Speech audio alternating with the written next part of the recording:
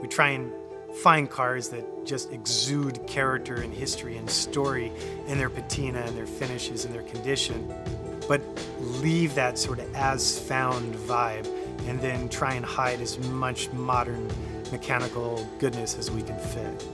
Jonathan Ward made his name by building and restoring museum-worthy off-roaders under the Icon and TLC banners. But when he shifted gears and turned his attention to the unlikeliest of automotive outcasts, he mashed up his love of abandoned rust buckets with his fondness for sophisticated mechanicals, creating rat rod Q-ships with clapped-out exteriors and totally modern underpinnings. Come along as we explore and drive what just might be the ultimate automotive paradox, Jonathan's personal daily driver, this deceptively complex derelict.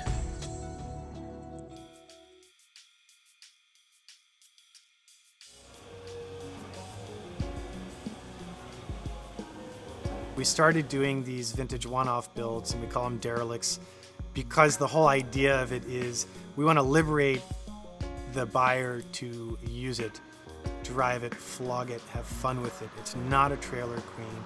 So we really wanted to stay consistent with the idea behind Icon of like vintage aesthetic with modern mechanical and engineering. Car enthusiasts can be broken down into two basic types: those who want the latest, greatest new cars, and others who appreciate the classics. But Jonathan Ward's derelicts focus on that sometimes slippery intersection between old and new, where some see rust and dirt, Jonathan sees magic. I think 10 years ago, this business would not have been possible. But the convergence of reverse engineering and low-volume manufacturing techniques, I think we're on the cusp of a whole new era of car geek manufacturing design. So that's when we started Icon, was to really see, can we do that? And we never looked back. I guess I'm a car geek who avoided getting a real job and turned my passion into a business. So my wife, Jamie, and I started our first company, which was TLC, focused on vintage Land Cruisers. And then over the years, I had this idea kind of brewing in the back of my head. And after I did the FJ Cruiser prototypes for Toyota, and I saw the direction they were taking that design, it really left me yearning to realize my own version of the original Land Cruiser. We try and find cars that just exude character and history and story in their patina, that aren't complete rat rust buckets, but leave that sort of as-found vibe and then try and hide as much modern mechanical goodness as we can fit. Once Jonathan gets his hands on them, a heavily patinaed car that looks like scrapyard fodder becomes completely reimagined for its second life. Stuff like this wheel, you know, it's so tempting to take this wheel and send it out to the guy who restores it and makes it look brand new. But, you know, it came to us from an original owner who's 96 years old. Why did he put this rope here? I don't know, but I like the mystery of that. So I like these cracks and the stress marks. And when you're in the sunlight, it just kind of burns and radiates. It's just romantic. So this would have originally been for the stock AM radio speaker. But it's actually going to work perfect for us because this back mesh will create a vector file of that and then have it laser cut in stainless but bigger holes. And then we'll hide the two primary AC vents behind that so you won't know, you won't have some ugly billet modern or plastic vent there. We'll just simply repurpose that. And then the two outboard vents for the AC will handcraft and bury under the dash. So you get the functionality, but they don't screw up the intention of this original design flow.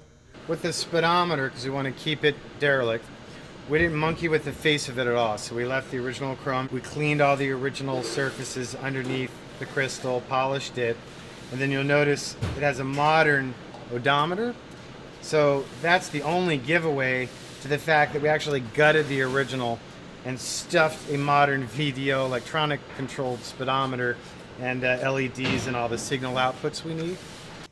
Find the right car, get it in here. We take the body off of the chassis and fix the body. Then we use 3D capture technology to scan with lasers. So for example, this one has a Art Morrison independent front, triangulated 4-link rear. We're running a strange 9-inch rear with a strange fine spline axles. And then we're running the Wildwood 6-piston calipers in the front, 4-piston rear, 16-inch rotors, 15-inch rotors, and an ABS master, and a 20-to-1 ratio Flaming River steering rack. I really like to kind of straddle that edge between performance and refinement. So this is running a 6.1 Hemi SRT8 from 2011, and we left it pretty much dead nuts factory, other than I built some custom stainless headers and a higher flow stainless exhaust system. It's running Dynaflow twin stainless mufflers, so it's quiet. It makes it easier to live with, but then when you really nail it, the sound's what you want it to be, and it really comes alive.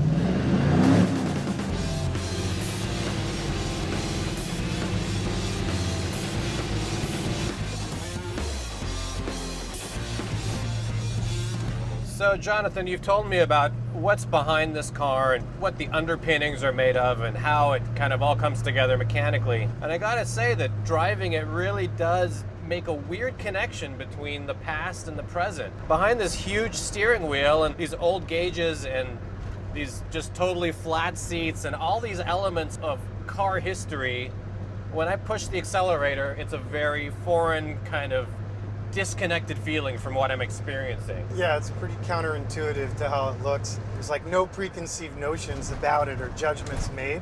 It's just fun. It's either invisible or it makes people smile. All these modern cars, not to the past, but this is the real deal. This is actually an old car, and it's kind of fun to think of it that way, and that I'm driving an old car, but I don't have to worry about it breaking down. I don't have to worry about a lumpy idle. I don't have to worry about, gas smells and all the things that you typically associate with cars of this era. Nothing but a big American V8 would work with this car under the hood. It's just made it to the personality genetically, I think. Yeah, totally.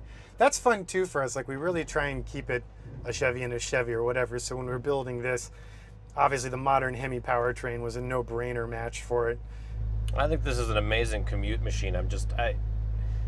So many of your cars are special occasion cars, or kind of like, they're usable, but they're a little bit precious. Yeah. And the usability of this, I could see myself driving this to work every day. Yeah. I could see myself on the freeway doing kind of like day-to-day things. Yeah, not being afraid to just pounce on it and whomp on it. Speaking of engine, can I nail it? Nail it. Oh, nice. There's a bit of tire spin there. It is a hot rod. Yeah, it's like if you keep your foot out of it, you'd never know it. It's got good manners and it's mellow. But when you want it and you stomp on it, it really comes alive. It's so much fun. I mean, the torque of these modern Hemis is just a perfect match for big old boats like this. Works out really good. So the ride feels a little bit bouncy and hunkered down. Do you have adjustable suspension, or how do you manage that? The Alkins are two-stage up-down tunable, and then the stance is manipulable with the adjustable coils. I have it set pretty low and nasty so that I can drive it a little rough and ready. But it depends on the client, how they're going to use it. We'll generally try and get a feel for that and set up the suspension profile to match how they're going to use it. So the steering feels really light in that kind of mid-century big American car way. Is that intentional? Yeah, I mean, we, in some applications, usually when it's due to a fit limitation, we'll run one of the modern electric racks like the E-Pass from Ford. But this is running like a conventional rack and pinion setup. This has a 20-to-1 ratio, which was just my personal preference. Some guys will want a more aggressive, like a 15-to-1, but to me that's kind of twitchy. This car is fun to put your arm back on the sofa, kick back, one hand on the wheel, and the 20-to-1's pretty amiable for that. Door hinges and door catches and latches of these vintage cars are a weak spot that we've learned to spend more time with. So now, we'll take all the hinges apart, disassemble them, use a hardened steel inner rod with impregnated bronze bushings so we get all the slop out of the hinge. And then a lot of times the strikers, you can't find any new old stock inventory, so we'll CAD map and then CNC those in stainless to get the doors to function. Because sometimes, like on this car, for example, the driver's door, I didn't do any of that hinge stuff. This is actually the car that I learned that for my clients, I should do those extra steps. Do you think you do this because you're so used to aiming for just the perfect aesthetically finished car totally. that you just have to get this out of your system? Definitely. I mean, it's the creative end of it. It's the sort of comical, artistic freedom to do some of the really creative stuff that we do on them. And yeah, I'm tired of like restoring the hell out of something, and then I'm even afraid to like test drive it in earnest because it's so perfect, and nothing is ever perfect. So as a builder and as a designer, there's always some element on the car somewhere that is up my butt. And these, you can kind of get past that, and it's about the collective vibe and experience of it. So it's a little more liberating. I mean, to me, this is like the ultimate automotive insider's joke. I mean, nobody knows what's under the hood of this car. Yeah, I mean, it definitely takes an acquired palate. Like, I think a lot of our customer base are like, yeah, okay, but they just don't get it. So you're either that tweaked of a car geek that you get it, or you just think I'm a complete moron. But I definitely would say that my clients with the Derelicts are having a hell of a lot more fun. Higher mileage, I'm assuming? Oh yeah, way more mileage, way more story and experience. It's fun to beat on it. So what kind of responses do you get from surrounding traffic when you're driving this thing? Oh, it's either yin or it's yang. So you either get people looking at you like you're just crusty gutter bum, how dare you with that, I'm gonna need a tetanus shot. They'll give you like a wide berth because they're not sure you're gonna be able to stop in time or whatever.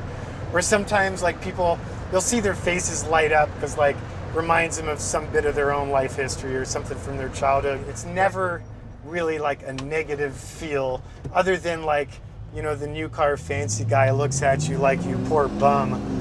But you know, it's usually warm. Someday fuzzies. you'll be able to afford a real car, Yeah, someday you might get right? a new car. My favorite's when guys will stop me like, "Nice wagon. When are you gonna finish it?" And it's never a short conversation to go, "No, I'm done." And they're like, "No, really. What color are you gonna paint it? It's like, Red?" No, Like, you "I have don't no know. idea. You do not understand. Don't even, Yeah. just don't even go there.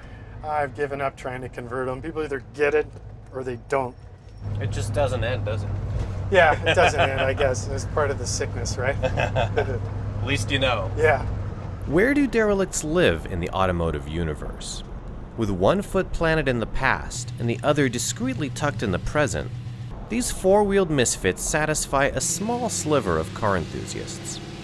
But for anti-status seekers who relish that seemingly impossible combination of character and convenience, derelicts hit that niche with laser-like focus. They're certainly not for everyone, but if you're a deep-pocketed enthusiast seeking both patina and reliability, Jonathan Ward might be able to cook up a ride that's just right for you. For Car and Driver, I'm Basem Wasef.